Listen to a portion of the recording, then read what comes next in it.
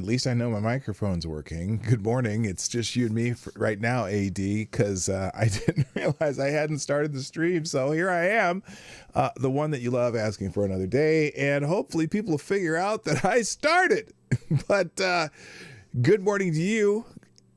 You and me. It's just you and me right now, but that's okay. Hope you're having a good morning. We'll just kind of goof around here until people start to show up, but I am happy that you're here. In fact, you got to get the bell twice, because here's your bell for being here, being first in the chat, and then we'll see who else shows up. Oh, someone else left. That's interesting. Anyway, well, we're gonna have a good show today. It's just you and me. Oh no, and you left. Oh no, you're back. Okay. No, you left. Now you're back. And, oh, goodness gracious. Hello, Asia Research Directorate. Nice to see you. I started the show late, and so now I'm realizing people are just going to be coming in very slowly as soon as they figure out that things are going. But, we'll see what happens. Anyway, welcome to today's version. It's Woke Wednesday. I'm going to play the intro, and maybe, just maybe, more people will show up while I play the intro. So, Johnny, play the intro. Only these two guys are going to hear it, but play the intro. Let's go. Ladies and gentlemen, coming to you live from the Lucky Dog studio in a hidden location somewhere in the upper Midwest of the United States of America, it's a brother making his own way, but with all the wrong opinions. Welcome to the Morning Night Live with your host, yours truly, PDawg Knight. Okay, let's stop the music. Good morning, those of you who made it this morning. Welcome to the Morning Night Live. I'm your host, Marty, also known as PDawgKnight. We're going to have an intimate show today, but not in the way that you would normally think of the word intimate, because, internet lines and stuff like that. But anyway, welcome those of you who are making it in. I certainly flubbed the start of the show today and realized it too late. So anyway, I'm glad y'all are here. I had that countdown going the whole time and didn't even never started the stream. So I am just excited that those of you who made it are already here. So we're going to get into that headline from yesterday that I kind of wanted to wait and see, because I knew there was something that just didn't quite seem correct when they were talking about the Texas Senate removing the requirement that the Ku Klux Klan was morally wrong, right? And I thought, there is a lot more to this than is being told, and damn it if I was not absolutely 100% correct. It is that is what is known as selling a narrative based on some BS. And normally I would say the entire word BS, but it's a little early in the stream because I didn't start the stream. So I'm going to try to avoid swearing, at least for the first 15, 20 minutes or so. But it's not going to be easy, because there is some uckery-fay going on, and it's kind of annoying. But anyway, so let's say good morning to those of you who are here. First in the chat today was Avocados Diablo, because Avocados Diablo jumped on before I hit the start stream, and so you are deserving of the bell, and thank you very much for being here this morning. Also, good morning to the Asian Research Directorate, who came in right after the show started, and good morning, Jedi Ghost Bear. Oh, and Jonas Pedersen is in the house, and I see there's more people starting to just creep in, so make yourself known. Raise your hand if you want to, but if you don't, if you're driving or working or something, do not jeopardize your health and well-being or your work flow for me. You can just listen and enjoy the show. Good morning, Zach Osborne. Nice to see you. I did tweet out the show, which I think I did. Well, no, I didn't do that either. I did on all the other platforms except for Twitter. So now it's on Twitter too. Hopefully people will figure out that just figure out that we're here and we're live like we are every morning, 10 o'clock Eastern, 9 o'clock Central, Monday through Friday. And so there you go. So I'm going to save the main topic until we get a few more people in here, because I really want people to kind of hear about this. Maybe you've already figured out that the big headline from the Huffington Post yesterday was a narrative bill. The headline: Texas Senate bill drops teaching requirement that the Ku Klux Klan is morally wrong. Now, well, like I said, I'm going to get into that later, but there's also plenty of other news. I am actually, what happened here? Let me, so we'll talk about that later. First of all, and also, by the way, it's Woke Wednesday, but I didn't really bring up a whole bunch of Woke Wednesday stuff either. In fact, I didn't have a lot of things. I didn't open a lot of headlines, period, only because I was trying to figure out, I couldn't figure out why nobody was coming in the chat. So anyway, Jonathan Peterson in the house. How you doing? Selected Boys in the house. Nice to see you. Boy. Also, good morning, Jamie Melquist. Also, my favorite Canadian Jaeger pony is here. Nice to see you. And let's see. I'm just, oh, didn't know that. So I'm in the process of just opening a few more articles because there are all kinds of things going on. Oh, I already have that one open.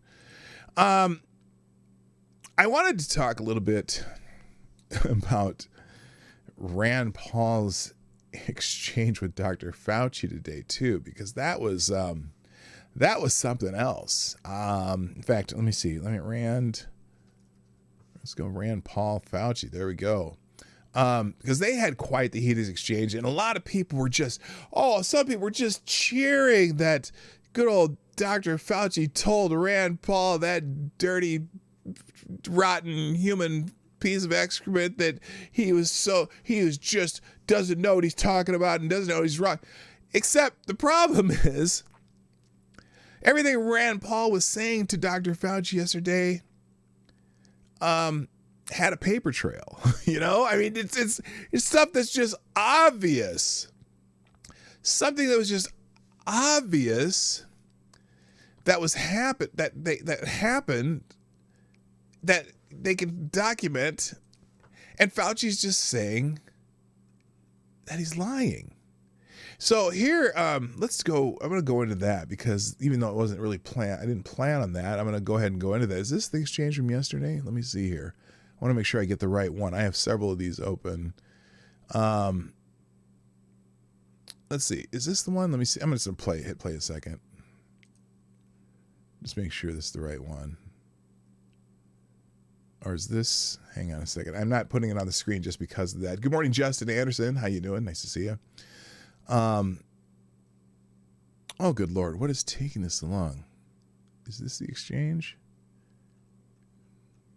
This must be a Fox problem here. Good God. What? Oh, God. And then it pops off a commercial. Hang on a second. Let me turn this. Going wherever the nation. Add one of one. Great. I don't want to add. Okay, hang on. I'm going to get rid of this. Let's just get the exchange from the Twitter thing. Fauci's question, though, or excuse me, Rand Paul's question to Fauci when he says, knowing that it is a crime to lie. He started the question with that because the good Dr. Fauci has been saying that they aren't doing gain of function research. They did not fund gain of function research. And there's a paper trail that says that the funding from the NIH ended up funding it. So here, let me see if this is the right one now. Let's try this one. This is from Breitbart. Please play the damn clip. Oh my God, loading ad. Well, the ad doesn't have any sound, so that's good. Come on. Get rid of the ad. God, the 20-second ad you can't skip either. Very annoying. But Yeah, Fauci was flustered, man. Good morning, go. Hey, Johnny Blaze, nice to see you. Fauci was totally flustered and was shaking and was very angry. And, you know, he loves to be in front of the camera and ask the questions, but there we go. Dr. Fauci, as you are aware, it is a crime to lie to Congress. Section 1001 of the U.S. Criminal Code creates a felony and a 5-year penalty for lying to Congress. On your last trip to our committee on May 11th, you stated that the NIH has not ever and does not now fund gain-of-function research in the Wuhan Institute of Virology. And yet, gain-of-function research was done entirely in the Wuhan Institute by Dr. Shi and was funded by the NIH. I'd like to ask unanimous consent to insert into the record the Wuhan virology paper entitled Discovery of a Rich Gene Pool of Bat SARS-Related Coronaviruses. Please deliver a copy of the journal article to Dr. Fauci. In this paper, Dr. Shi credits the NIH and lists the actual number of the grant that she was given by the NIH. In this paper, she took 2 bat coronavirus genes. Oh, you got to be kidding me. They're going to put an ad in the middle of the damn... Oh, my God. Welcome to Cedar Rapids, Iowa. F this nonsense. We're going to try it. We'll try a better one. This is crazy. God, this is annoying. Just give me one here. Maybe this will be the exchange. That's 22 seconds. That's 23 seconds. Where the hell is it? Anyway, as you know, they got here. Is this a better one? Let's see what this is.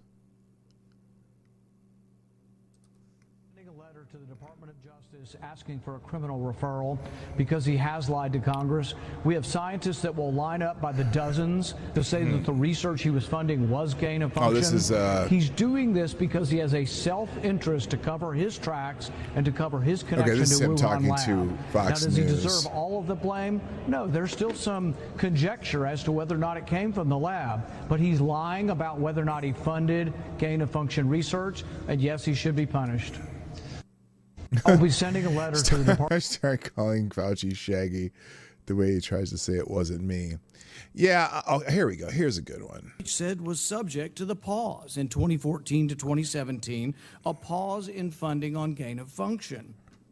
But the NIH failed to recognize this, defines it away, and it never came under any scrutiny.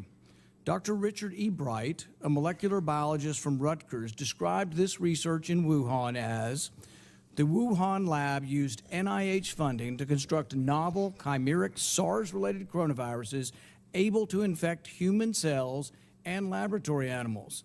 This is high-risk research that creates new potential pandemic pathogens that exist only in the lab, not in nature.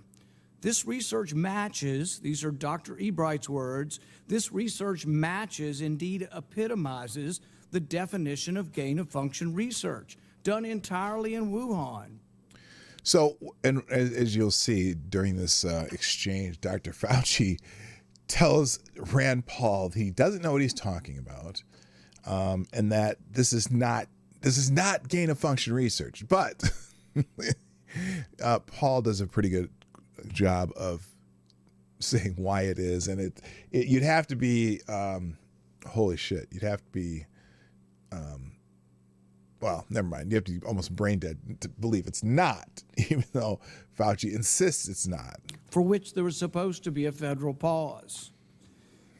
Dr. Fauci, knowing that it is a crime to lie to Congress. Now this got him. This got Fauci pissed off, knowing it's a crime not to lie to Congress. That line probably pissed off Fauci as much as anything. Good morning, Cannibalistic Whister, Jesse Leon, and Twisted Skipster. Nice to see you. Wish to retract your statement of May 11th where you claimed that the NIH never funded gain-of-function research in Wuhan. Senator Paul, I have never lied before the Congress. Microphone. Your microphone. Senator Paul, I have never lied before the Congress, and I do not retract that statement. This paper that you are referring to was judged by qualified staff up and down the chain as not being gain of function. Yes, our staff reviewed it and made sure that we all are the same page to not call it gain-of-function research. It was function gain research. It was kind of damn, that's funny. Let me finish. You take an animal virus and you increase its transmissibility to humans. Right. You're saying that's not gain of function? Yeah, that is correct. And Senator Paul, you do not know what you are talking about, quite frankly. And I want to say that officially. You do not know what you are talking about. Now, everybody on the left was cheering him, saying, "Oh, you put Senator Rand Paul in his place." They were all excited. They're saying, "Oh, well, he's just an ophthalmologist. He's not a real doctor."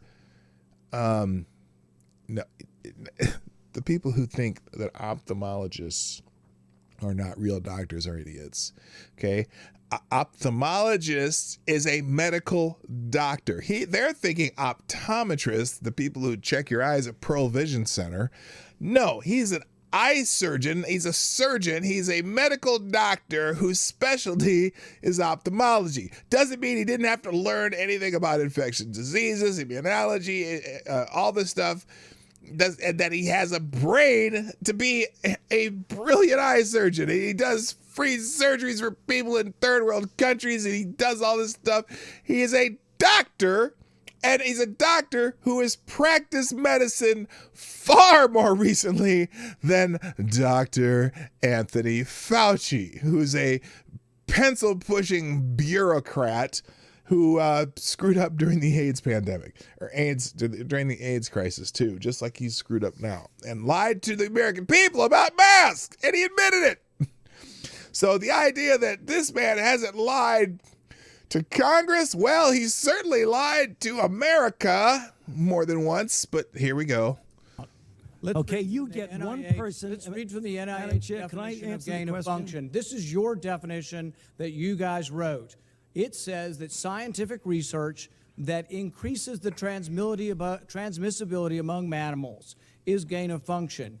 They took animal viruses that only occur in animals, and they increased their transmissibility to humans. How you can say that is not gain of function? It is not. It's a dance, and you're dancing around this because you're trying to obscure responsibility for 4 million people dying around the world from a pandemic. And let's let Dr. Fauci. I have to, well, now you're getting into something. If the point that you are making is that the grant that was funded as a sub-award from EcoHealth to Wuhan. Oh, whoa, wait, what? What did he just say? Did he just admit that he knows the grant that went from EcoHealth to Wuhan? Because he was saying they never funded Wuhan at all. Apparently he knows about the grant. Good morning, Duck Dog, by the way. How you doing? And Jade and Emerald, what's happening? So he knew it. Here we go. Created SARS-CoV-2. That's where you are getting. Let me finish. We don't know. Well, we don't wait know a minute. If it did come from the lab, but all the evidence is pointing that it came from the lab, and there will be responsibility for those who funded the lab, including yourself. I totally This committee will allow the witness to respond. I totally resent the lie that you are now propagating, Senator. Wait, what's this guy nodding his head for? Is he one of those Faucism people? By the way, I just want to remind you, resist Faucism. Plus, if you look at the viruses that were used in the experiments, that were given in the annual reports, that were published in the literature. Wait a minute. He knows about the viruses that were used in the experiments that they didn't fund? He's talking about them. How does he know about them if they didn't fund them? Interesting. It is molecularly impossible. No one's saying those viruses caused it. It no is one is molecularly. those viruses caused the pandemic. What we're alleging is that gain-of-function research was going on in that lab, and NIH funded it. That is you can't not. Get away from it. It meets your definition, and you are obfuscating the truth. I'm not obfuscating the truth. Senator You are the Paul's one. time is expired, but I will allow the witness to. Let me just finish. I want everyone to understand that if you look at those viruses, and that's judged by qualified virologists and evolutionary biologists. Those is that a shot at Rand Paul? Molecularly impossible No one's to saying result they are. No in one's saying those viruses SARS-CoV-2. caused the pandemic. Senator Paul, We're saying they are gain-of-function viruses because they were they're not. animal viruses that became more transmissible in human, and you funded it. And you admit the truth. And you Senator implying Paul, your time has expired, and I will allow witnesses who come before this committee to respond. and you are implying that what we did was responsible for the deaths of individual. I totally resent that. could have And been. if anybody could is have been. lying here, Senator, it is you. He got a little heated, didn't he? Well, listen here. The idea that the NIH did not help fund gain-of-function research by their own definitions is quite ridiculous, isn't it? Don't you think? Don't you think it's a little bit nuts that he's just denying it when he just said they know that the grant that went to EcoHealth helped fund research at Wuhan, right? Yes, no, yes, we know that. In fact, he just said it did. So now he's saying, okay, so this experiment, these experiments that he was doing, they were doing there, in which they took animal viruses and adapted them so that they could be transmissible in humans, which is their definition of gain-of-function research, is not gain-of-function research. I thought the definition of gain-of-function research was if you take a virus, animal virus, and make it so that it's transmissible in humans so you can study it. That's the definition of gain-of-function research. What the hell is he talking about? Unbelievable. Unbelievable. So anyway, that was the big dust-up yesterday, and good for Rand Paul for not backing down. And obviously, Dr. Fauci getting very well. Now, look, was it fair for Rand Paul to say that it's possible that research could have been resulted in the current pandemic that we are having? Is it that big a stretch if that's the kind of research to do it? Now, not maybe the specific viruses that the EcoHealth funded funds that they got from the National Institute of Health, but, and also the fact that, like Rand Paul said, now the evidence shows that it probably leaked from the lab because, the fact that the first person that we know of in that country of origin that shall not be named was a spouse. Oh, excuse me, the first person who died, not the first person who got it. The first person who died from this stupid 19 was a spouse of a person who worked in that lab.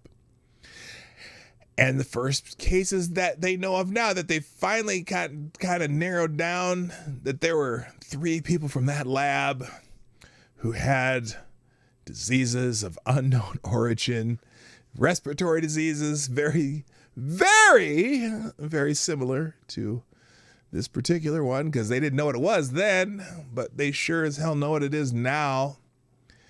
So clearly, the whole wet market theory was probably bullshit from the beginning. They tried to blame it on that, but like Jon Stewart said, it's the name of the lab. So anyway, good morning, Maddie. How you doing? Also, good morning, Uncle Bad Touch. Somebody else is here too. I saw somebody else pop in. I'll figure out who it was. Anyway, ladies and gentlemen, if you're just getting here, it's probably because I started the show a little later than I was supposed to. Good morning. Welcome to the Morning Night Live. I'm your host, Marty, also known as PDawgKnight on the internet, and you are here, and I am here, and we are all here together enjoying the news of the day. But we're gonna circle back now to what I really want to talk about today. 25 in the room, 11 likes. Hit the like button if you like what we do. Share the stream. Also follow me on your social media platforms. I'm pretty much on all of them. So if you're not on one but you're on the other, you will find me at PDawgKnight, Twitter, Minds, Gab, Parler, CloudHub, and what's that new one? Getter. I opened an account there too, so I do notifications on all of them. Good morning to, I just saw a new name pop up. James PFP's in the house. Also, Crythorn Madness. Hello, hello, hello. Good morning. And if you're not already subscribed, hit the subscribe button and click that little bell so that you get the notification from YouTube. They're usually pretty good about it, but I also normally start the stream a half hour early just so you get the notifications on time, and then I usually start at the top of the hour, 10 o'clock Eastern, 9 o'clock Central. So anyway, well, you're not at the start, Crythor Mass. That was just a restart kind of there. You missed the first part of it. But anyway, you can go back and watch the rest of that. There's not really a buffer in the show today. All right, let's get into the topic of the day.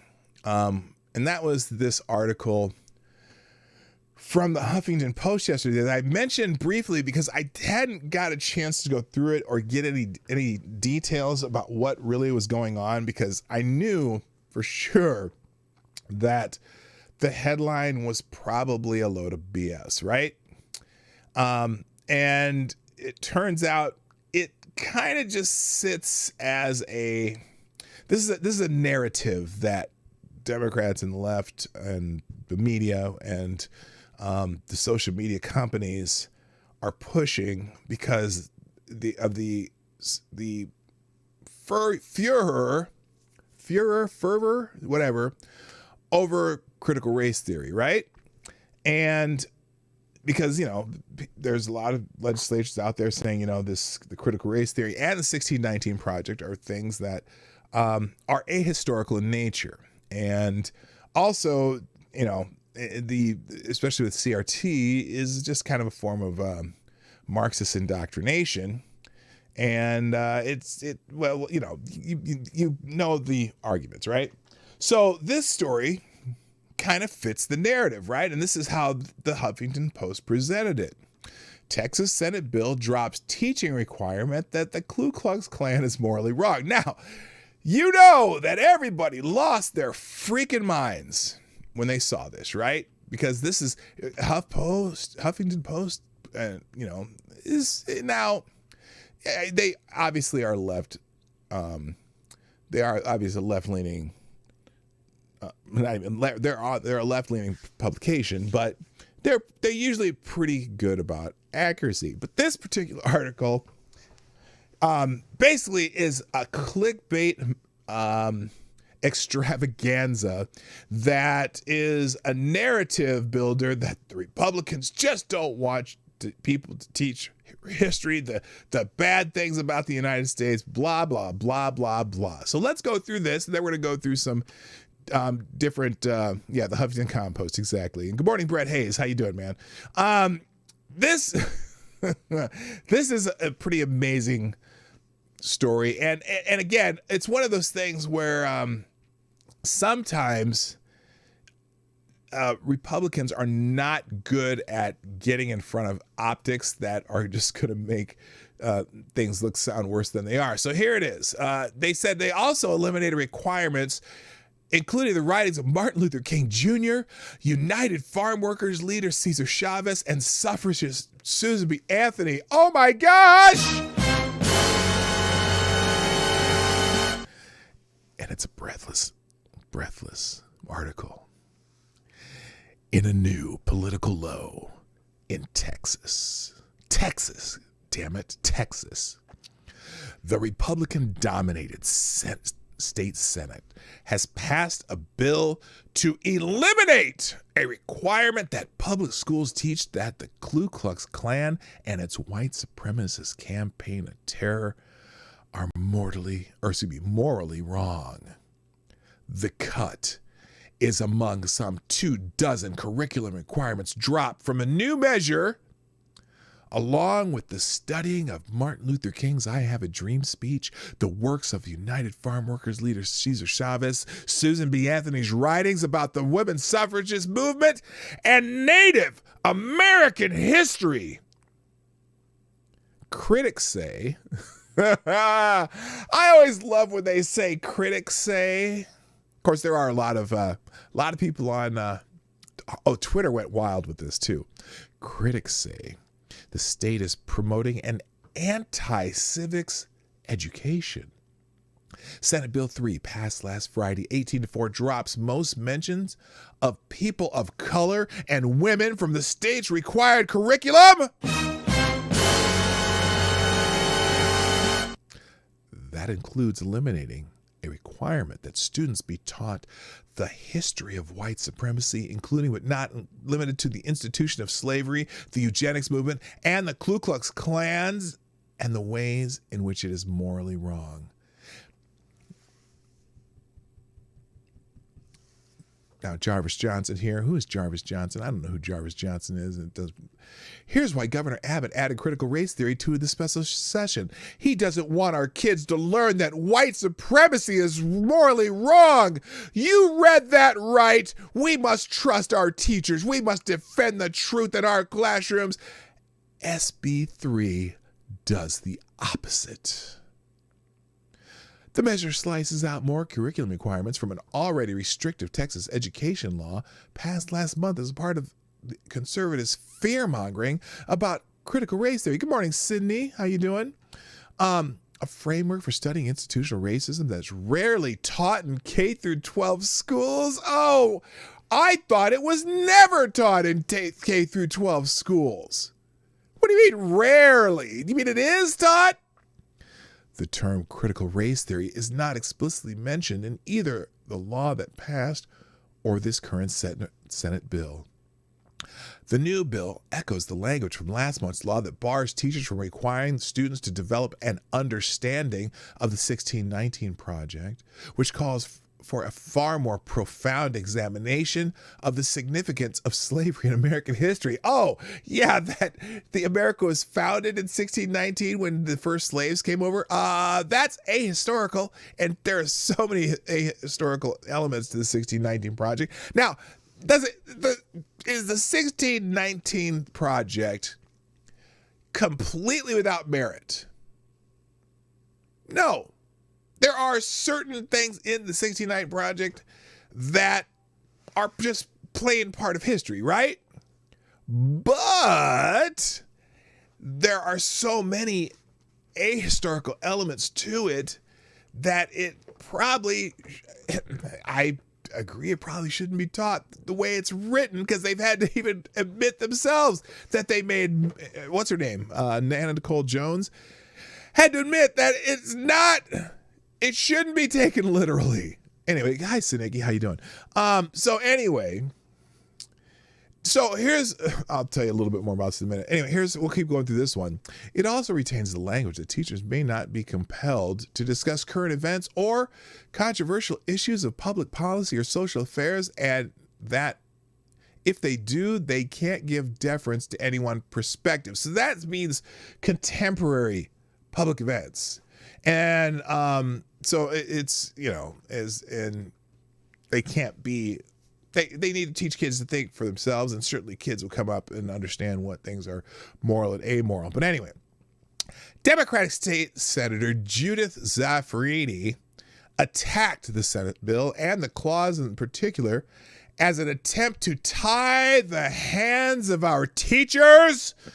The Dallas Morning News reported, how could a teacher possibly discuss slavery, the Holocaust, or the mass shooting at Walmart in El Paso, or the Sutherland Springs Church in my district without giving deference to any one perspective, she asked. If you teach those things correctly, students will come up with their own probably will come up and understand that those things are wrong. I don't know that you have to, I don't think that's what they meant by deference to any one perspective. Good morning, Uncle Stepdad. How you doing? though the new bill essentially erases the cautionary lessons to be learned from the Ku Klux Klan, Republican Lieutenant Governor Dan Patrick praised the legislation for rejecting philosophies that espouse that one race or sex is better than another. Well, that is explicitly in the bill, that you cannot teach philosophies that espouse one race or sex is better than another, which probably goes against what the Ku Klux Klan believes, but I digress.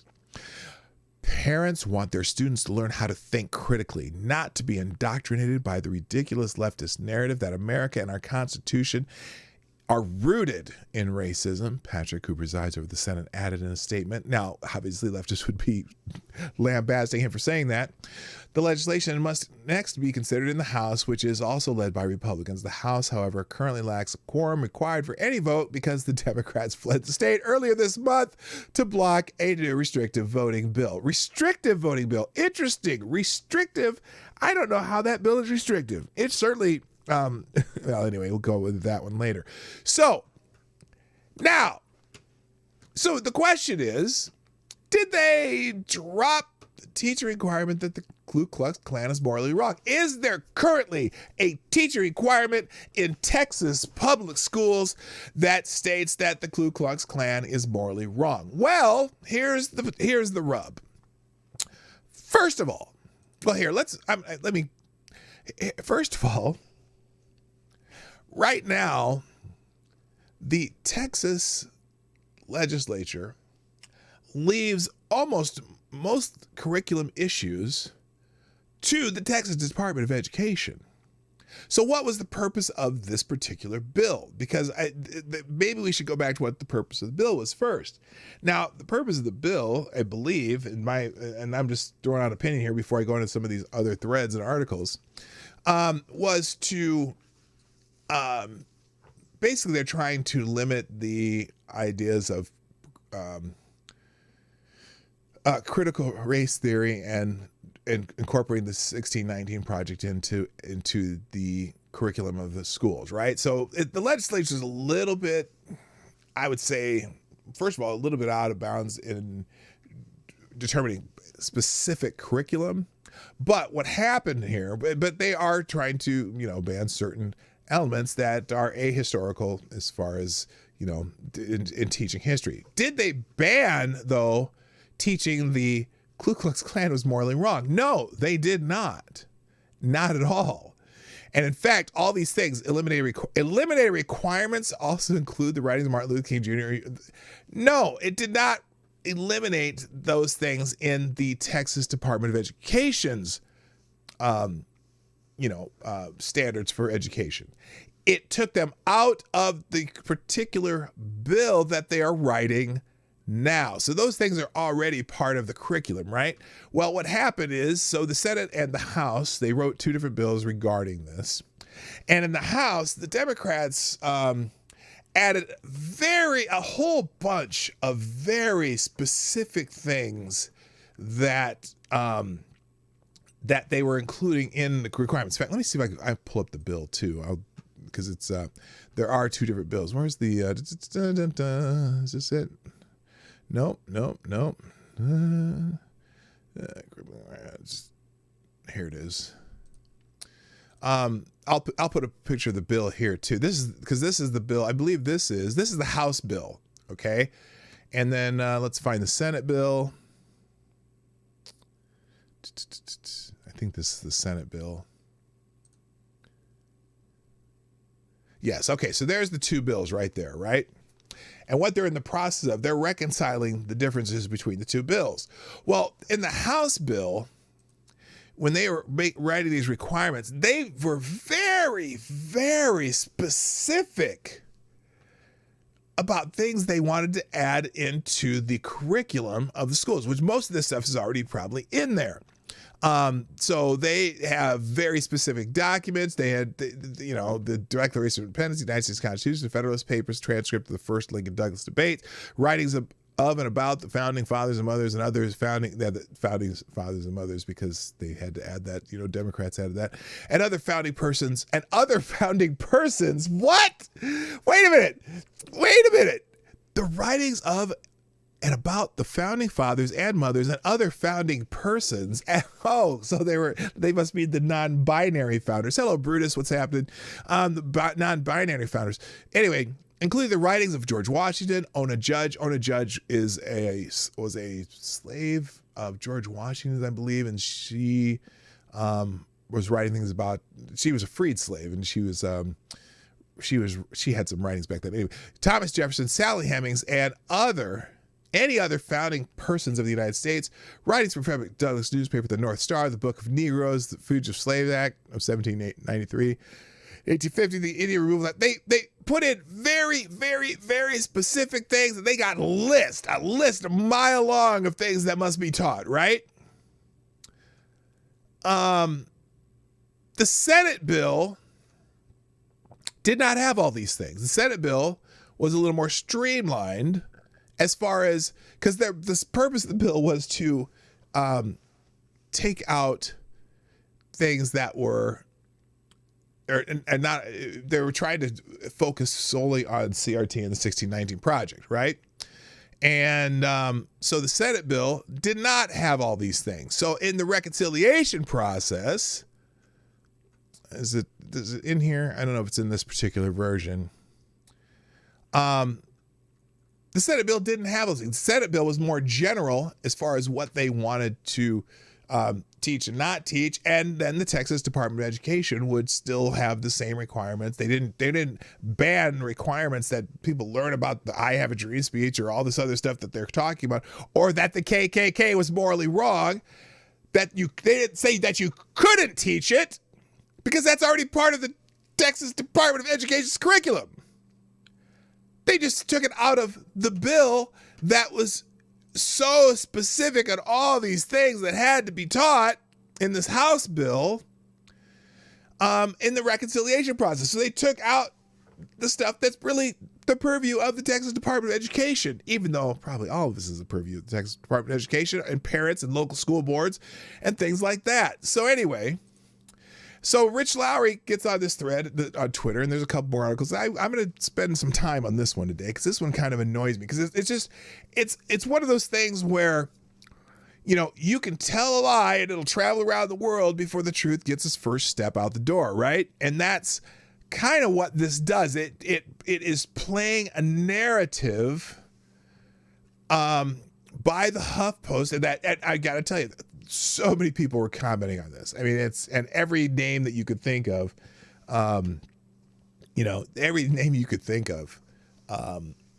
was out there talking about this. Charles Blow and all these, craptivists and grievance grifters. I mean, it was crazy. Anyway, so here's Rich Lowry's thread. This story widely amplified on Twitter, saying that Texas is eliminating a requirement to teach about the KKK as more completely dishonest. What happened is the Democrats added a bunch of concepts and documents that school kids should know in the anti-CRT bill that passed the House a few weeks ago. The list was incredibly detailed and extensive when it's the role of the State Board of Education, not the legislature, to get into the weeds of the specifics of the curriculum. Besides, many of the items are already covered in the curriculum, like those items that the HuffPost mentioned. It was widely expected that the Senate would pare down the House bill, and that's what it did, including cutting a provision citing the KKK. This emphatically does not mean that Texas is banning teaching about the KKK. Anyone saying otherwise is misinformed or lying. The bill does not subtract anything from the current curriculum and says so explicitly right here in this section. Nothing in this section may be construed as limiting the teaching of or instruction in the essential knowledge and skills adopted under this subchapter. So, Now, this guy makes a good point, though. So you're saying it's intrusive for Democrats to add language explicitly requiring the teaching of specific concepts and documents to a bill that explicitly bans the teaching of specific concepts and documents. You do understand how specious that sounds, right? Yeah, it certainly can if you talk about it that way. And it's odd. Oh my God, and this fucker. Oh, I swore I wasn't going to do that today. I was going to try not to. It's only dishonest if you think the KKK was morally right. No. See that thing about the KKK? That's already in the current history program of the Texas State Board of Education, or whatever you call it, the Department of Education. So it's a reconciliation of two bills. One that added a bunch of stuff that they had to their wish list, the things that are already in the curriculum of Texas public schools, the Department of Education. But it surely makes for a great talking point against Republicans that, the Ku Klux, it drops the teacher requirement that the Ku Klux Klan is morally wrong. Yeah. Not really. That's not what it does. Sorry, guys. It's not what it did. And it's interesting because I watched, who did I watch a video from? Oh, I watched a video from the Amazing Lucas last night about this, and he kind of got it right.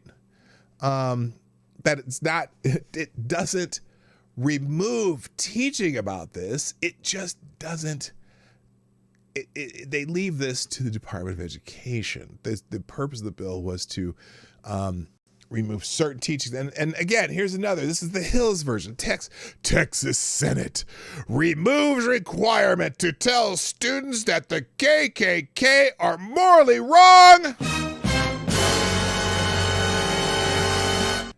It does not do that. It takes it out of this particular bill. The move is one of about 24 curricula that are being removed from the requirements. These aren't in that's just it. They're not removing them from the requirements. So they're saying that teaching about Martin Luther King's I Have a Dream speech, the accomplishments of later leader and leftist activist Cesar Chavez, the writings of women's suffragist movement leader Susan B. Anthony, and Native American history will also not be required. That is false. Hello, Thomas Cleaver. Hello, Infamous One. So, and again, it's, and here's the other part too, because notice they don't mention the House bill. In a bill that just passed the state Senate, Texas public school students would no longer be required to learn about the Ku Klux Klan or that the group's white supremacy is morally wrong. Is that already in the curriculum of the Texas public schools? Does it preclude teaching that? Is it already part of the Texas public schools history curriculum? I'm pretty confident that it does. It's not public school's job to teach morality any fucking way. How about, okay, let me ask you this, Brett. In a way it is though. Here's why I'd say that it is. How about civic morality? Or granted, it's your parents' jobs to teach you right from wrong, but is it okay from your school to teach you that stealing is wrong, or that it's against the law, or that or harming another person is wrong? Is that okay to teach? I you know what I mean? I know what you mean by that, and so anyway. The Republican-controlled Senate, 24 curricula that were once required in public schools. Notice, not legislatively. Okay, and this is completely false. That's a complete false line. In the Republican-controlled state, 24 curricula that were once required in public schools, like the teaching about Martin Luther King, I Have a Dream speech, the accomplishments of, blah, blah, blah, blah, blah, are no longer required staples of Texas education, according to the Huffington Post. So now, listen to that. That even takes... so this article they pulled from the Huffington Post, because that's what the Hill does. They just find some other article and then they'll, revamp it. But that's not even true, okay? they weren't legislatively required staples of Texas education in the first place. This is a bill that hasn't been voted on yet, that the Democrats on the House side added all these things that are already being taught in schools to the bill. And that's so funny. They're not required right now. That's just it. They are not legislatively required subjects. So that is false. Whoever wrote this based on the Huffington Post article, this is turning into a game of telephone. Because that is not true. Let's see. The latest Senate bill was passed last Friday. It was reported on Bloomberg Law is seemingly a response to critical race theory, specifically the New York Times controversial 1619 project. That's accurate as to this point. As Changing America previously reported, CRT is an academic concept based on the premise that race is a social construct and the U.S. legal system is inherently racist, created by Pulitzer Prize winning, wait a minute, what? Created by Pulitzer Prize winning journalist Nicole Hannah Jones. You know what? The fact that she got a Pulitzer Prize for the 1619 project tells me the Pulitzer Prize doesn't mean shit. I mean, come on. They're enhancing her. They're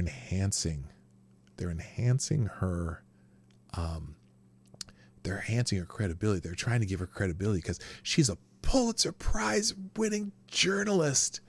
She got the Pulitzer for the 1619 project, which has so many errors that have been pointed out by most historians. It's kind of a joke, but see, the Pulitzer Prize is for journalism, and journalism is not always accurate anyway.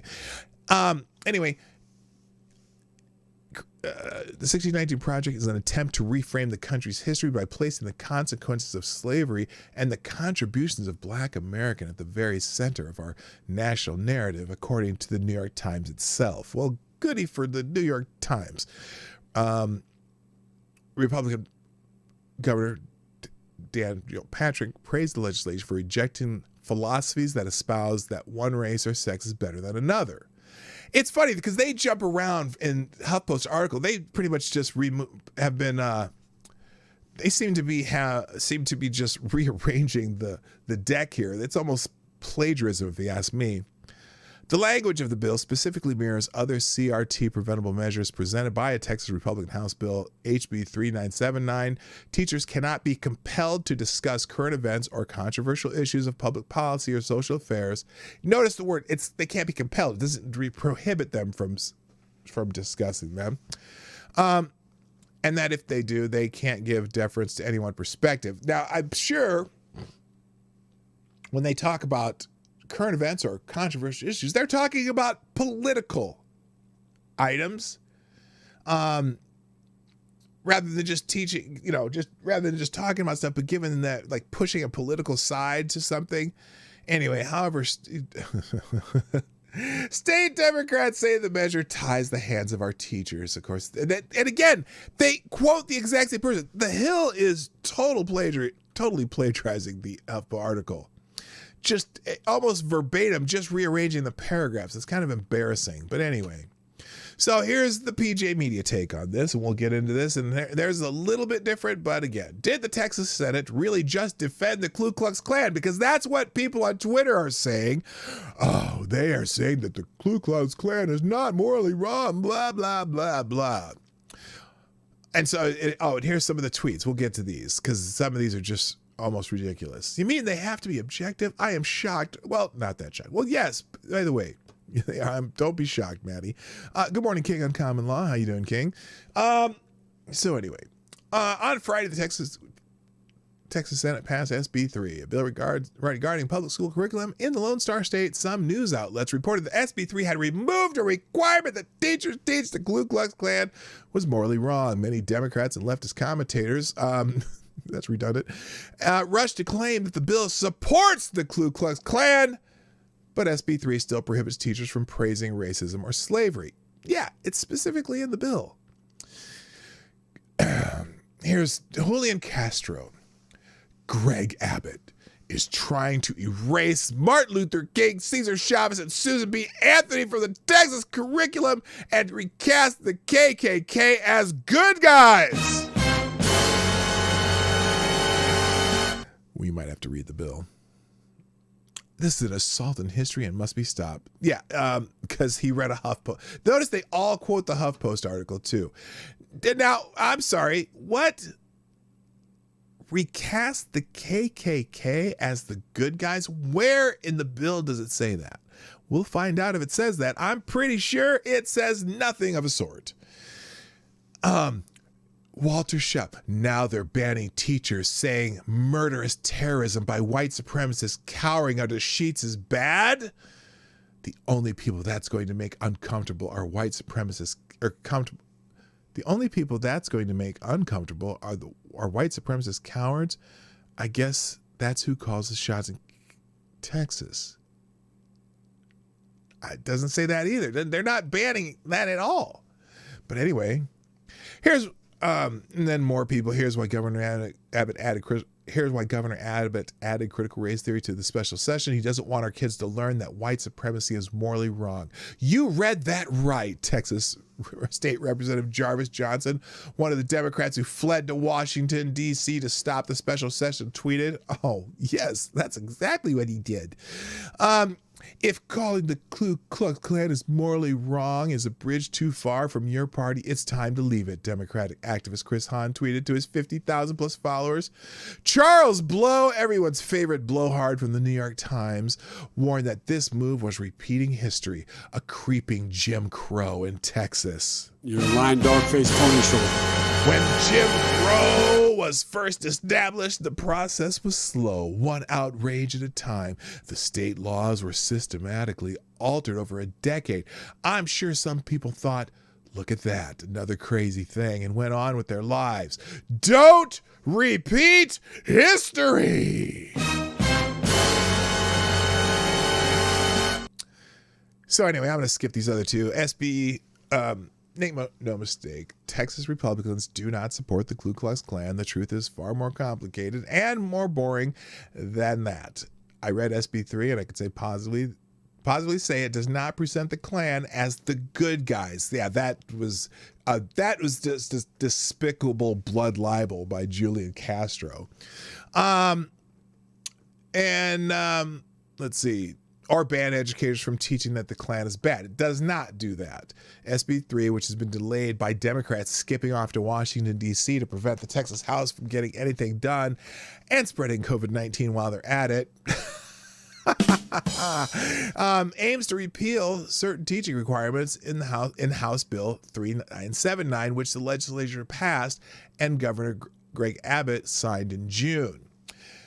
Abbott hailed the legislation as an attack on Marxist critical race theory, but it arguably included too many specific requirements for public history education. Among other things, HB 3979 required teachers to equip students with an understanding of historical documents related to the civics accomplishments of marginalized populations. According to The Hill, the section included the Chicano movement, women's suffrage and equal rights, the history of white supremacy, including but not limited to the institution of slavery, the eugenics movement, and the Ku Klux Klan, and the ways in which it is morally wrong, Martin Luther King's Jr. letter from Birmingham jail, and I Have a Dream speech, the history of and importance of the women's suffrage movement, and the works of Susan B. Anthony, among other requirements. SB 3 does not mention those requirements. However, it appears the new legislation would remove those requirements.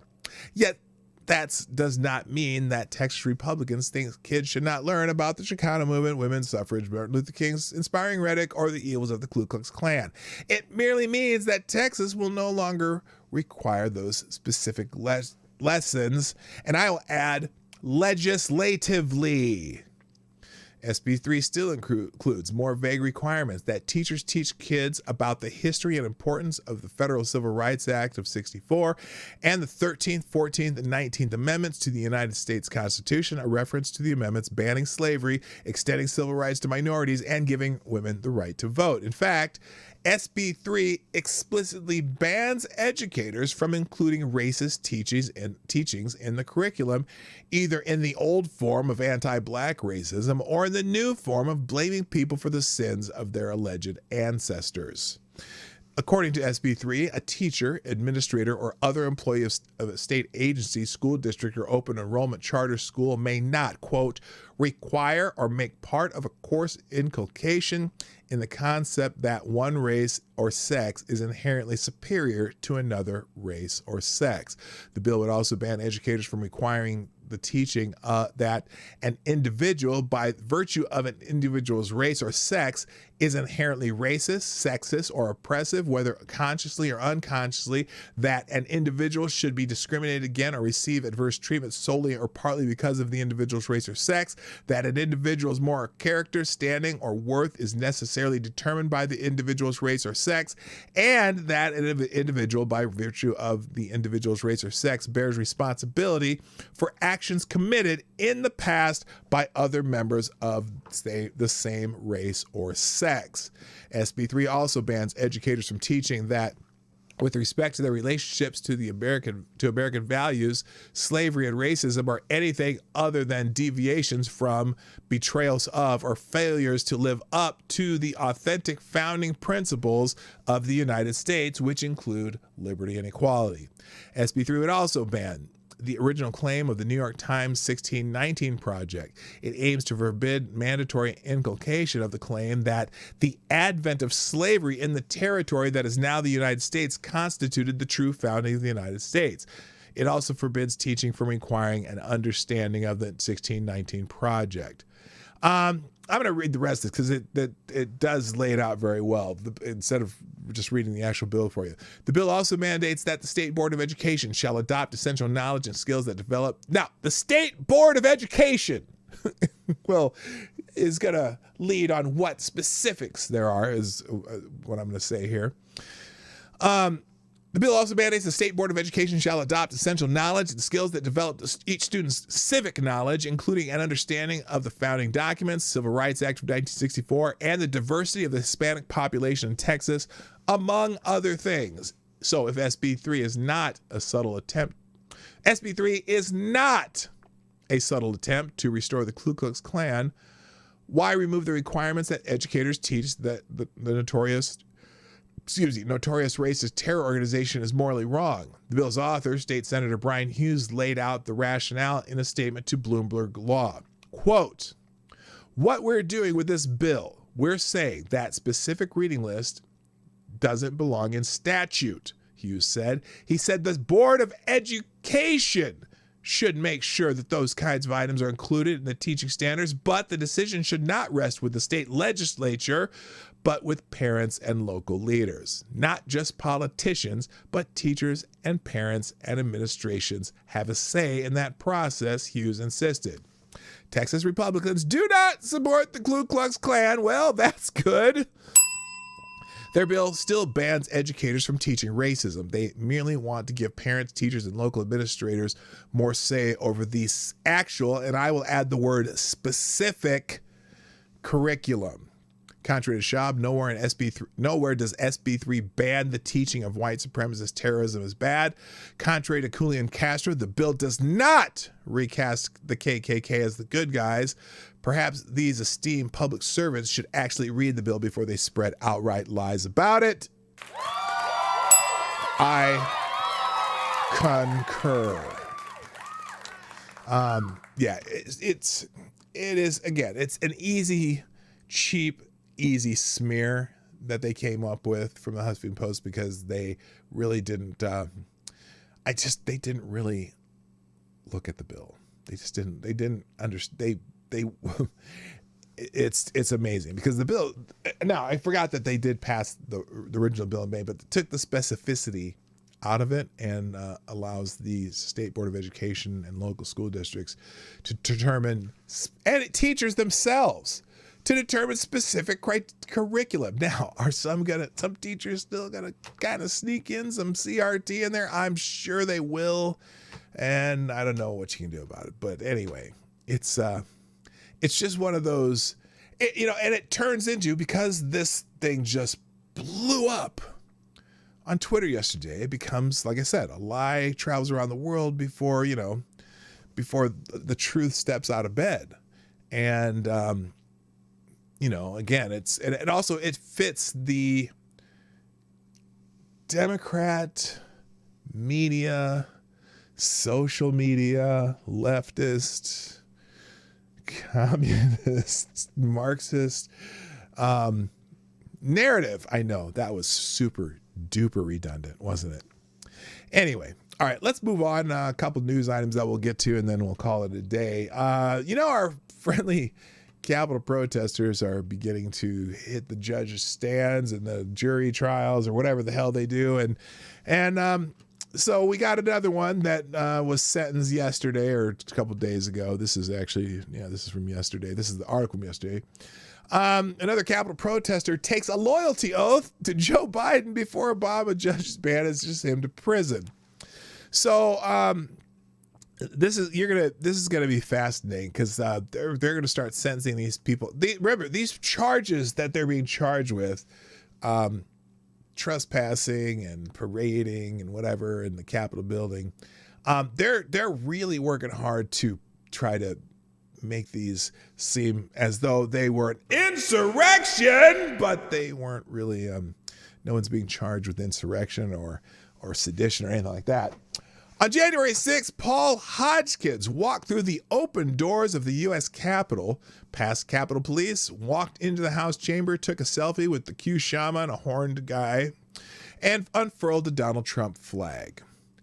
Now he's going to federal prison for 8 months. Now I wonder if this guy was being held in prison or in jail this whole time, and I wonder if he gave him any time served, whatever. But anyway, Glenn Greenwald tweeted.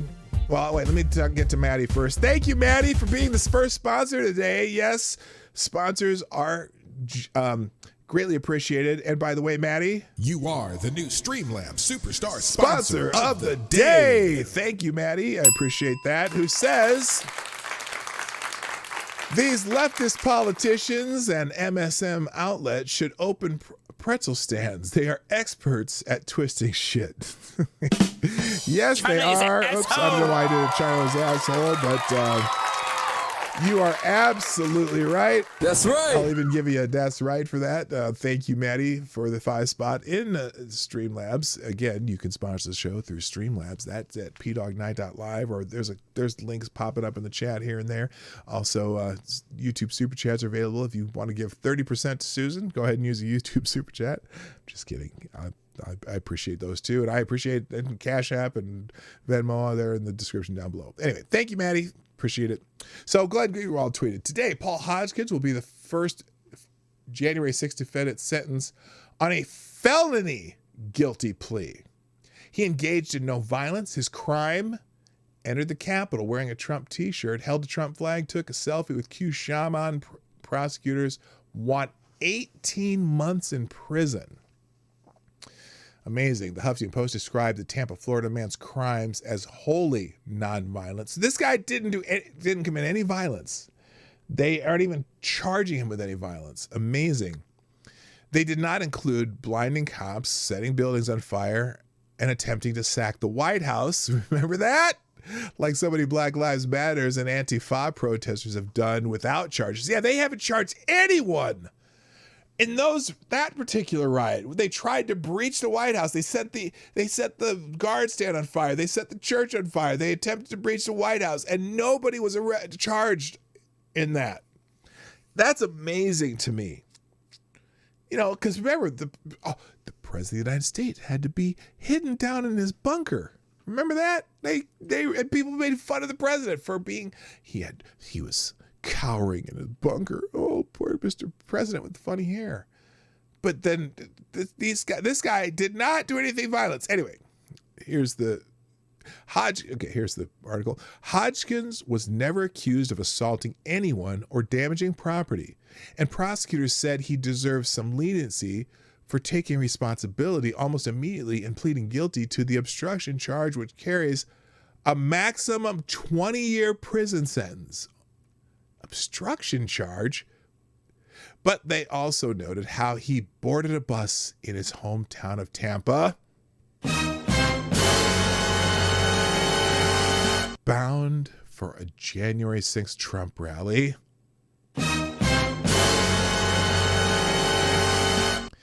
carrying a rope, protective goggles, and latex gloves in a backpack. Saying that demonstrated he came to Washington prepared for violence. On the day he walked through the grounds already littered with smashed police barriers, broken windows, even passing police officers and others injured as the crowd surged toward the Capitol, prosecutors said. Time and time again, rather than turn around and retreat, Hodgkins pressed forwards.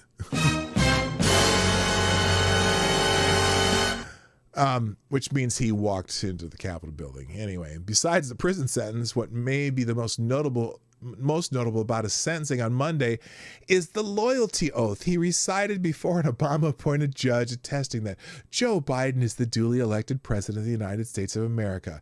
Here were his words, as reported by Julie Kelly of American Greatness. Joseph R. Biden is rightfully and respectfully the President of the United States. Such a good boy. A previous defendant also recited a loyalty oath to the president, was ordered by her attorney to read a re-education reading list, and forswore any previous wrong thoughts. She was given probation. It was worth a try, apparently, but verbally kneeling in fealty to Joe Biden did no good for Hodgkins. For his actions on January 6th, Hodgkins was sentenced to 8 months in prison.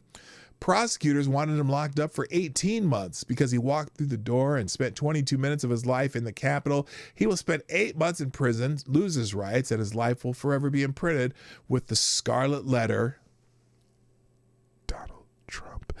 As his attorney, Patrick Ledoux, argued. Ledoux told Obama-appointed U.S. District Court Judge Randolph Moss that as an Army reservist heading back this week for another stint in the sandbox, he's been shot at by real terrorists and doesn't consider Hodgkins any kind of national security threat.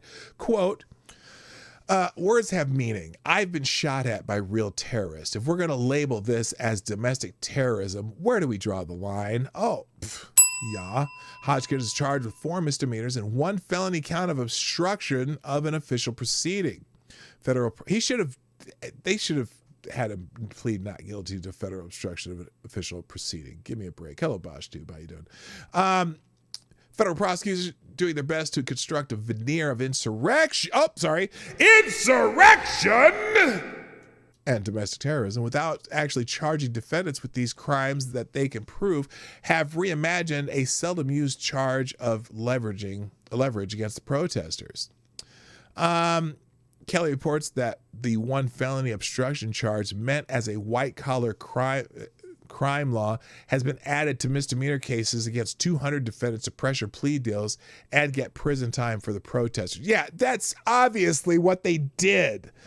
Anyway, Kelly writes that during the sentencing hearing Monday, the judge at times sounded like a petulant teenage girl. Quote, the Obama appointee at times sounded more dramatic than the average preteen girl. The circumstances of the Capitol breach were so beyond the pale, Moss claimed that there is no equal, except for the burning of the guard shack at the White House, including the weeks-long protest against the confirmation of Brett Kavanaugh in 2018, which practically raised in court. There is no existing benchmark. This case defies comparison to obstruction cases. None of the more than 200 activists arrested during the Kavanaugh protest was charged with obstruction of official proceeding. Interesting. They didn't get that. They did not. Moss seemed particularly offended that Hodgkins carried a Trump flag into the well of the Senate and hoisted the rebel flag in the air at one point. That's the Trump flag.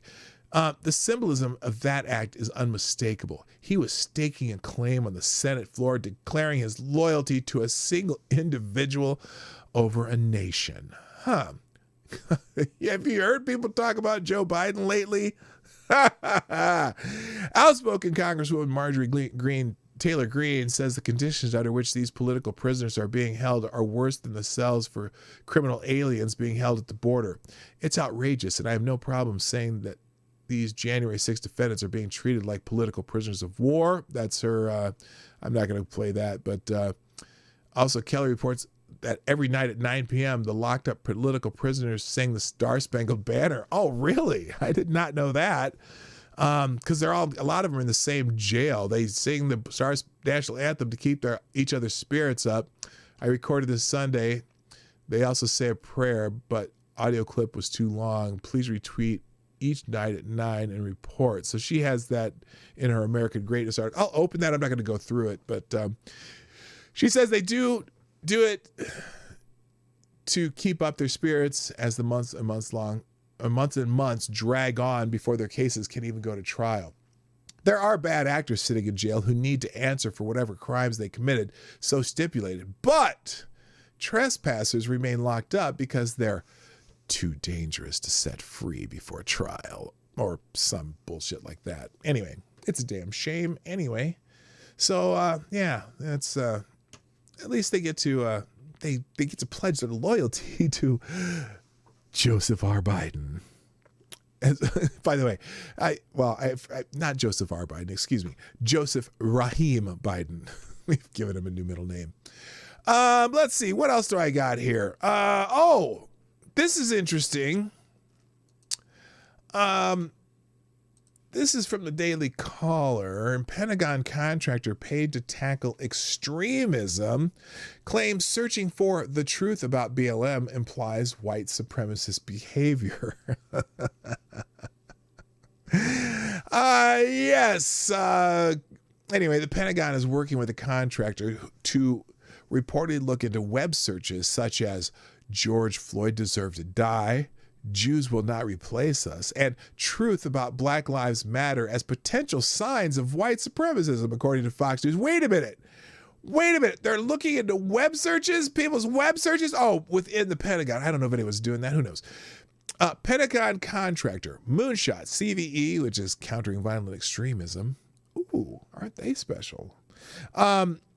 Which has ties to the Obama Foundation, is gathering data to determine which bases and branches of the military have the most troops searching for domestic extremist content, Defense One and Fox News reported. The exact details of the project are not clear, but the data is expected to be available in 3 weeks. Defense One reported. Moonshot founder and CEO Vidya Ramalingam said the data suggested active duty troops are less prone than the general American public to searching for violent extremism information. Now that's interesting because I don't know how much troops can use public facilities to spend time on their own bullshit, as in they're using government-owned properties. They're probably not searching for that kind of shit on their government-owned property. Maybe if they are doing it, they're probably doing it on their own personal phones and computers and shit, but are they monitoring their personal phones and shit? Well, you know, the NSA is kind of doing that. They always do that, even though they say they're not. Thank you, Patriot Act. And George W. Bush, gosh, sometimes, dude, I think you kind of fucked up on that.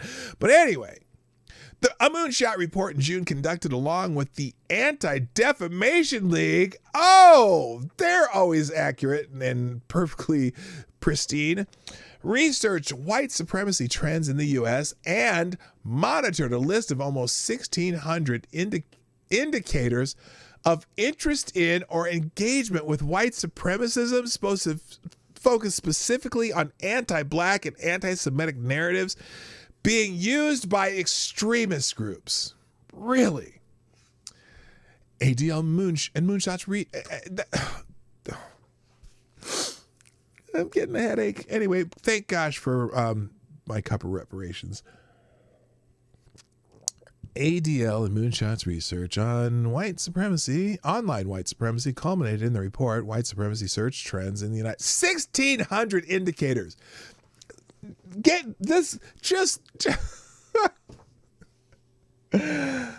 wrap your head around that. They monitored a list of 1,600 indicators of interest in or engagement with white supremacy. That's, you know, like I'm assuming indicators means keywords or something like that, or key phrases. They came up with 1,600. Holy shit. For the phrase, quote, "the truth about Black Lives Matter," end quote. You know what? I bet there's a lot of black people who have looked that up. Like, as in, where's the money, assholes? Anyway, Moonshot attributed the search to the idea that, quote, that the BLM movement has nefarious motives and is a disinformation narrative perpetuated, oh my God, by white supremacist groups to weaponize anti-BLM sentiment. The BLM movement does have some nefarious motives. And some of them are grievance grifters. They moved the organization, grievance grifter 101. Now, is the idea of Black Lives Matter fair, sound, whatever? Yeah, of course it is. Because, well, I dare say the all LM word, but anyway, it's a subset of that, and so you can agree with that, but certainly not the organization or the movement. Anyway,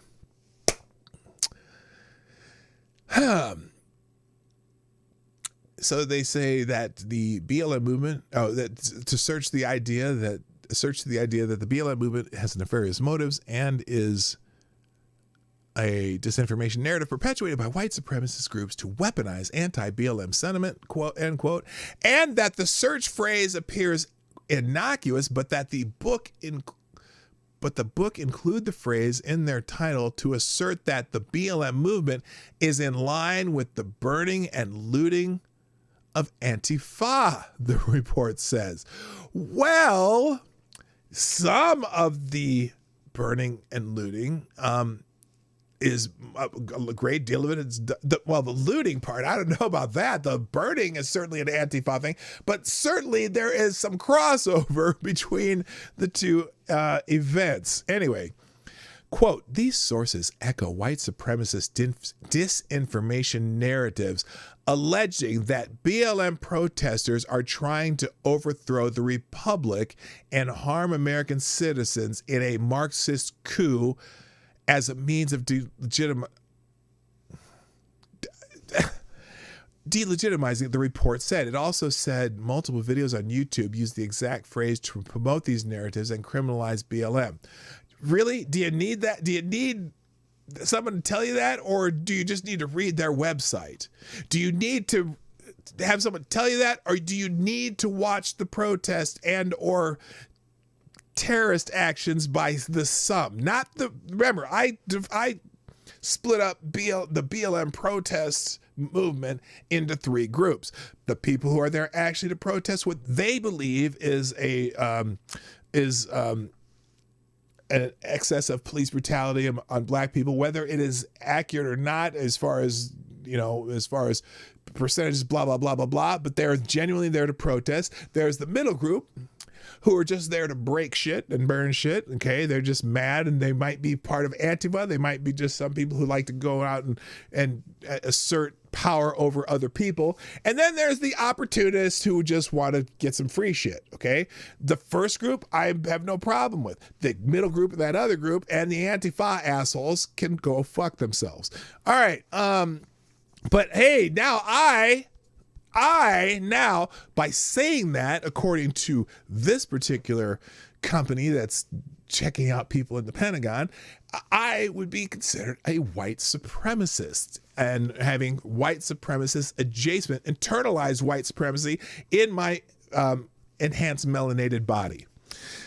So anyway, it is not clear why the Pentagon chose a UK-based company for researching alleged American treason, because they don't care about the First Amendment. They don't care about your privacy, because they're just, they kind of can thread the needle on some bullshit. Anyway, for researching American-based extremism, Fox News reported, the Center for Security Policy reported that Ramalingam wrote a 2013 paper about immigration in Europe that was funded by a grant from George Soros's Open Society Foundation. Shocker. and was a leader in the Obama Foundation's Europe program. Great. Along with ties to progressive organizations, she was part of a panel hosted by the Southern Poverty Law Center. Perfect. Oh, the gang's all here. Another grievance grifting organization. They used, both the ADL and this SPLC at one time were noble organizations, but they figured out that their preservation as organizations relied on increased labeling of more and more groups and individuals as extremists and or whatever groups, races, this and there. So they and their funding is kind of commensurate with how much they find and report. And so they write a lot of reports on things and put them out in the public, kind of like Acorn used to do, or whatever that group was. We talked about the mortgage redlining article by Reveal. That's kind of what they do. They make themselves important by showing, there's this terrible problem here that, we have to make sure is perpetuated, because that's how we can continue to raise money. And in fact, there are people at the Southern Poverty Law Center who were saying that when one of their founders or their founder was removed from the organization because of his own particular issues with racism and sexism. But anyway, some branches show higher level. Okay, so anyway, but Ramalingam reportedly met with Pentagon officials last week, Defense One reported, but did not disclose the report's content.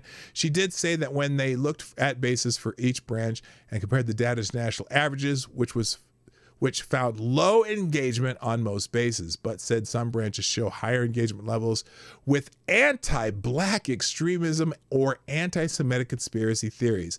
She said the date didn't show really heightened levels of engagement or that are incredibly worrying. So, at least they are finding that the military is less susceptible than the general public. So anyway, let's see here.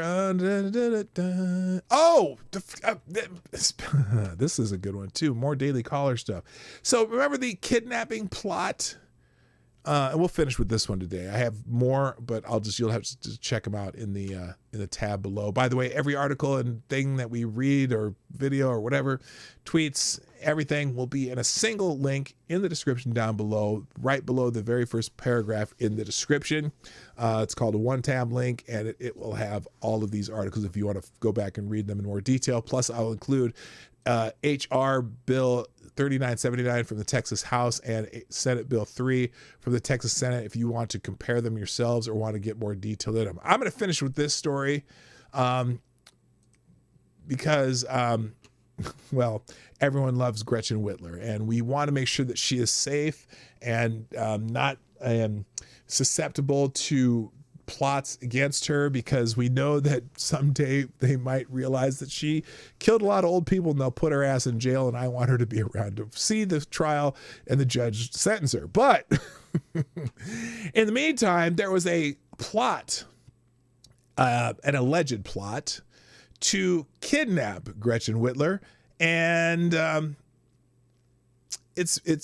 find it humorous because apparently the FBI, which we knew played a role in it, had several. This was almost an entrapment thing they tried to do, but now we know that they originally played a larger role in Whitmer kidnapping plot than previously known, according to a report. And the report here is from, let's see, there's BuzzFeed talks about it too. Interesting. Anyway, the FBI allegedly played a much larger role in the plot to kidnap Democratic Michigan Governor Gretchen Whitler, according to a BuzzFeed News report. The defense had originally planned to argue that the alleged plotters were induced or persuaded by the FBI.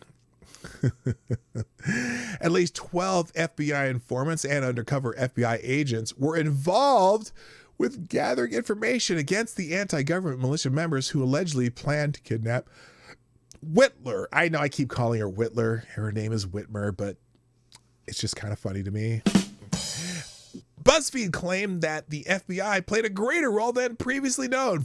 The months-long investigation eventually led to the arrest of 14 individuals in connection with the plot to kidnap Whitmer, and 13 of them have pleaded not guilty, according to BuzzFeed. The defendants claimed that the FBI-connected individuals often encouraged militia members to engage in the planning process and other criminal activities and facilitated some of these interactions. According to BuzzFeed, from the defendant's perspective, the informants and undercover agents were crucial pieces to the alleged plot. Hello, Mike Savage. Blarg. And hi, BoschTube. I think I said that already. And Ryan himself. Good morning. According to from the defendant's perspective, the informants and undercover agents. Okay, I said that. The defense further claimed.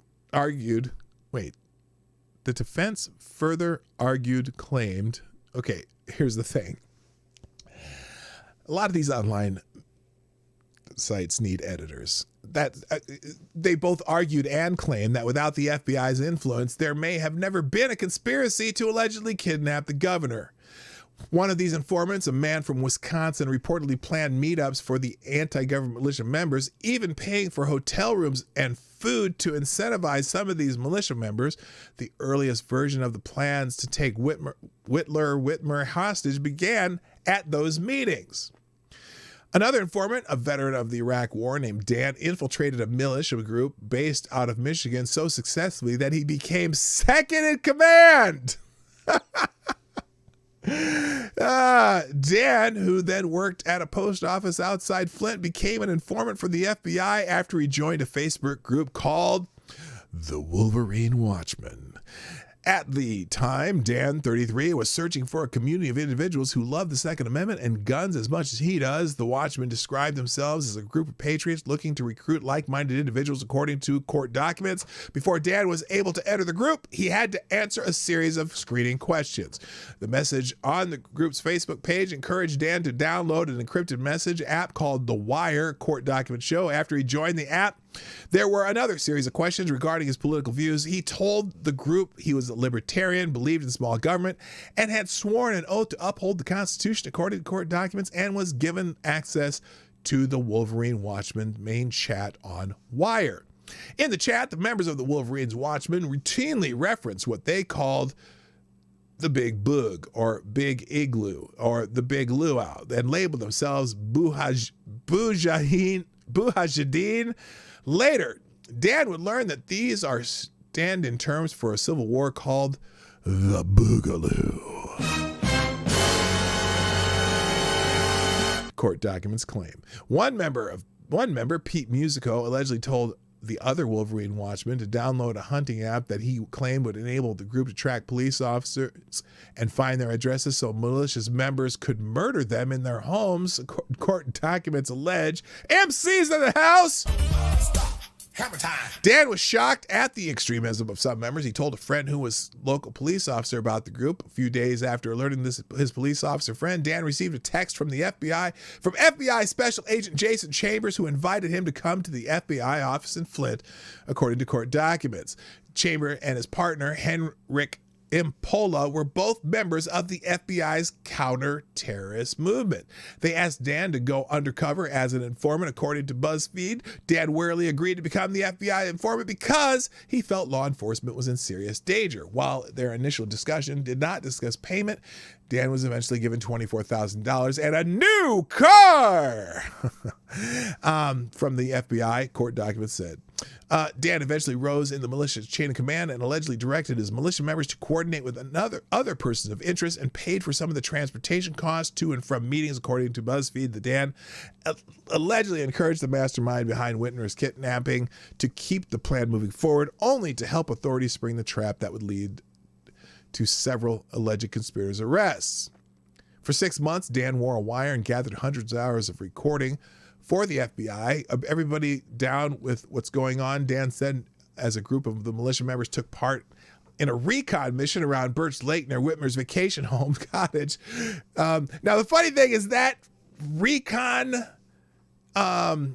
mission was, I think there were 5 people involved, and 3 of them were FBI informants or agents or whatever. Anyway, as one of the militia leaders, Dan was reportedly able to bring in another Wolverine Watchman member, an undercover agent by the name Red. Court documents claim Red was supposedly an explosive expert that could help the group get the explosives they needed to blow up a bridge near Birch Lake that would inhibit law enforcement's ability to respond to the kidnapping and give them enough time to escape with the governor. According to court documents, Red claimed that $4,000 worth of C4 would be enough to destroy the Elk River Bridge. The men agreed to raise enough funds to purchase the explosives. Then there's another FBI informant who went by the name of Mark, who was also able to infiltrate the group. Mark joined through 37-year-old Adam Fox, one of the men indicted in the alleged conspiracy, after a woman posing as Mark's girlfriend told Fox's then fiance they were looking to join a militia group. They keep saying according to court documents. Mark was among those present during the recon mission at Birch Lake. So that's 2. The alleged plan, months in the making, would be foiled by the FBI just 3 weeks later. Dan picked up the 4 other militiamen on the way to meet Red to purchase the explosives. The men were far short of the $4,000 Reed said was needed.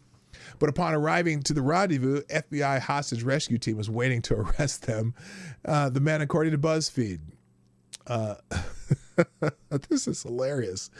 But was it 3 of the 5? Anyway, a number of other alleged co-conspirators were arrested in Michigan, South Carolina, and New Jersey. BuzzFeed report said 8 members of the Wolverines Watchmen have been charged by the state of Michigan in the alleged kidnapping attempt. Gives the names. I'm not going to go through them. They face a variety of charges ranging from firearms to terrorism-related charges, according to state. Well, how? How? If not, I don't know how. Anyway, 6 individuals: Fox, Ty Garbin, Caleb Finks, Daniel Harris, Brandon Caserta, and Barry Croft have been charged by the federal government for conspiring to kidnap Whitmer, CNN reported. Prosecutors say the thousands of social media posts, 400,000 text messages, and over 1,300 hours of recordings prove that those arrested and charged in the alleged plot to kidnap Whitler were not just expressing anti-government sentiments. They say that the defendants took concrete steps to accomplish their alleged mission, according to BuzzFeed. Defendants counterclaim they were targeted for their political views. The communications that prosecutors believe proved there was a criminal conspiracy to kidnap the governor, they argue, are actually constitutionally protected forms of speech.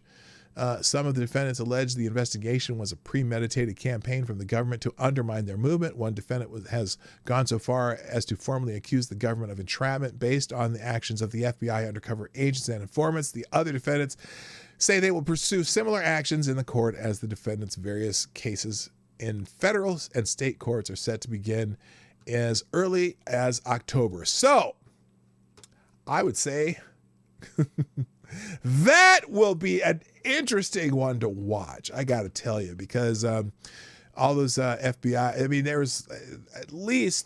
we know there's at least 5 FBI informants and or agents that had infiltrated this group and were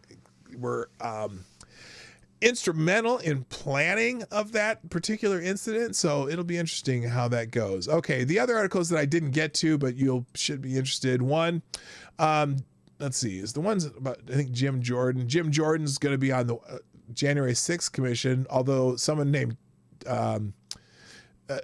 Vice President Mike Pence, who is a former advisor, Olivia Troy, says that Jim Jordan on the 1/6 commission is akin to a bin Laden lieutenant on the 9/11 commission.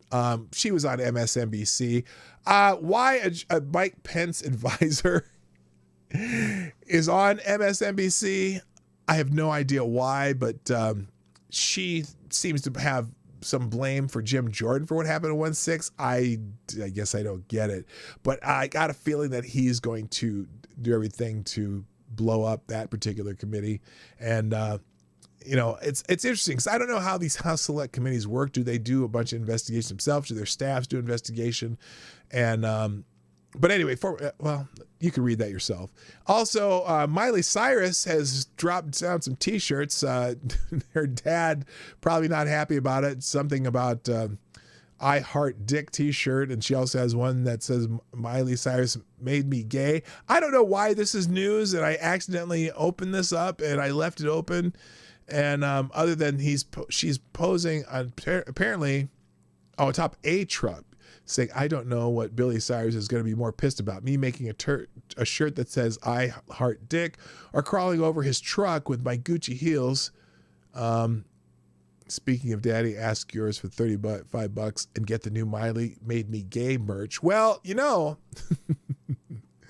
I have mixed feelings about Miley Cyrus, and none of them are good. So she probably could make me gay. Anyway, and then I had an article about Deion Sanders walking out of a media day because he's a coach at some school now, Jackson State. He's a new head coach, football coach at Jackson State. Got a little upset with the guy calling him Deion during the question and answer session. So he walked out of the press conference.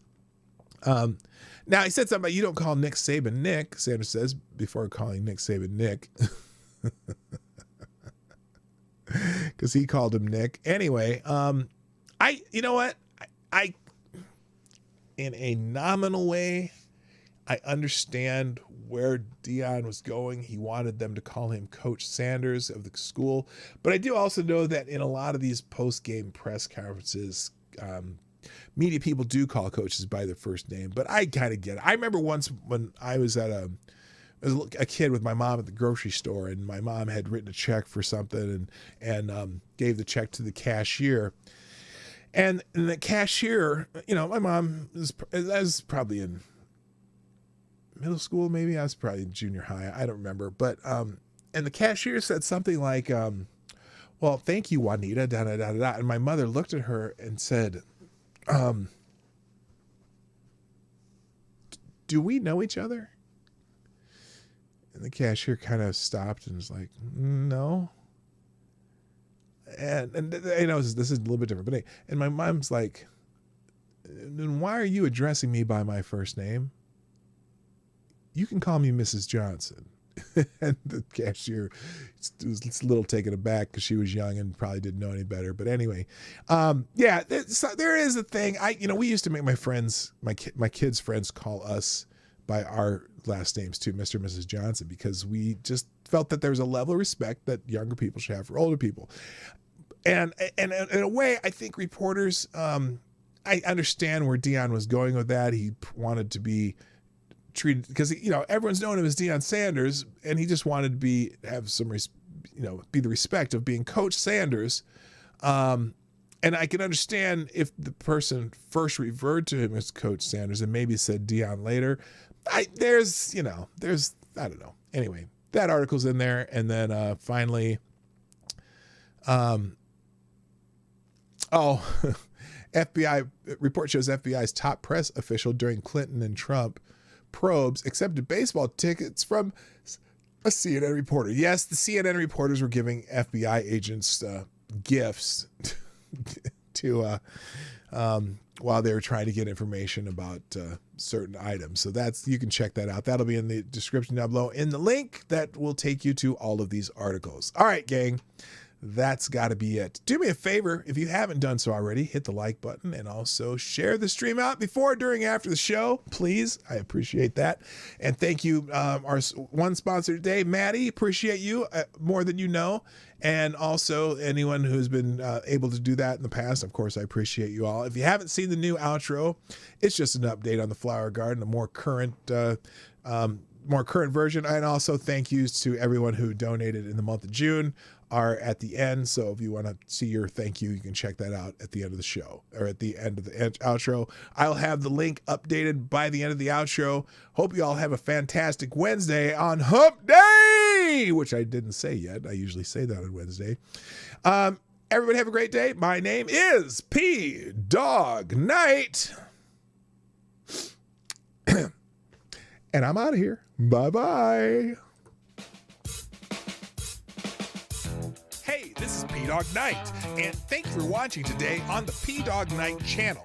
If you have an observation or remark you'd like to make about this video or my channel, I absolutely welcome you to write it in the comment section down below. I really look forward to hearing from you. And before you go, if you like what you saw but you're not already subscribed, please make sure you hit the subscribe button and definitely click that bell that pops up afterwards so you'll be notified when I post new videos or when we go live. I broadcast my live show, The Morning Night Live, Monday through Friday at 10 o'clock Eastern, 9 o'clock Central. A special thank you to all the supporters of this channel who share our videos on social media and who make donations through Streamlabs, YouTube, Venmo, and Cashapp, which are all linked in the description down below. Thanks again, and until next time, I'm PDawgKnight, and I'm out of here.